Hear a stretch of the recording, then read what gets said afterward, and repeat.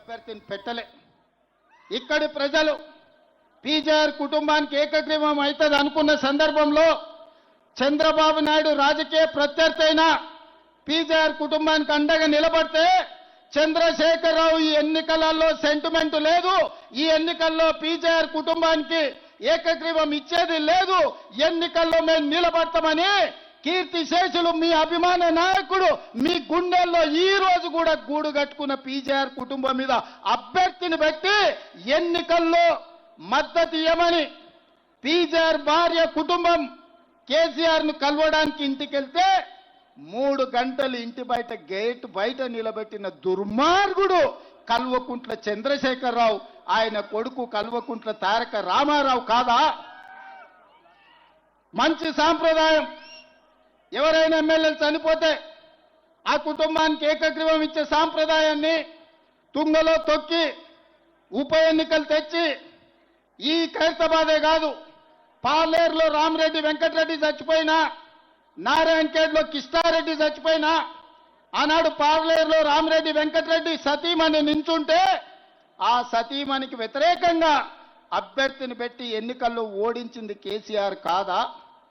నేను ఇవాళ అడుగుతున్న తండ్రి కొడుకులను, ఆనాడు మీకో నీతి, ఈనాడు మాకో నీత?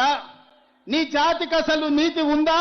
ఒకవేళ నీ జాతికి నీతి ఉంటే ఆనాడు పీజేఆర్ మీద పోటీ పెట్టినందుకు రైమత్ నగర్ చౌరస్తాలో ఎస్పీఆర్ కాలనీలో ముక్కు నేలకు రాజీ ప్రాంత పేదోళ్లకు క్షమాపణ చెప్పిన తర్వాత బీఆర్ఎస్ దరిద్రులు ఓటు అడగాలి. ఇవాళ మిత్రులారా మీరు ఆలోచన చేయండి.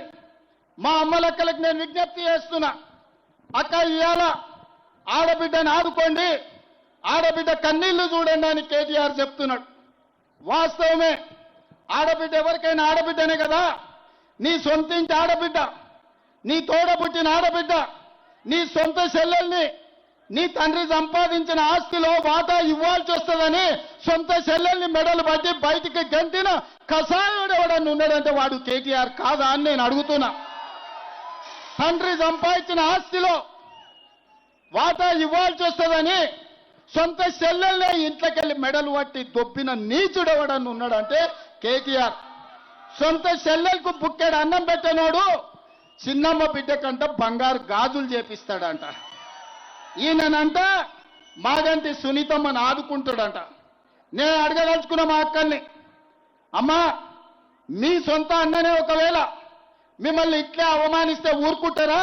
సలాకి కాల్చి వాత పెడతారా? మీరు ఒక్కసారి ఆలోచన చేయండి. ఇవాళ నీచుడు దుర్మార్గుడు లాలూచి ఉన్నాడు ఎవడని ఉన్నాడంటే వేల కోట్ల రూపాయలు తెలంగాణను కొల్లగొట్టి సంపాదించుకున్న ఆస్తి. అందులో సగం కాకపోయినా చారాన వంతన్న సొంత చెల్లెలకి ఇస్తే సొంత చెల్లెలు తిడుతుందా?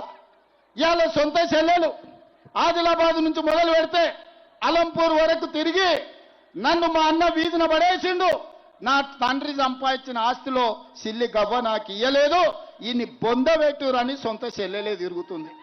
ఇవాళ ఈయన వచ్చి మహిళా సెంటిమెంట్ గురించి మాట్లాడుతున్నాడు. మహిళా సెంటిమెంట్ గురించే మాట్లాడాల్సి వస్తే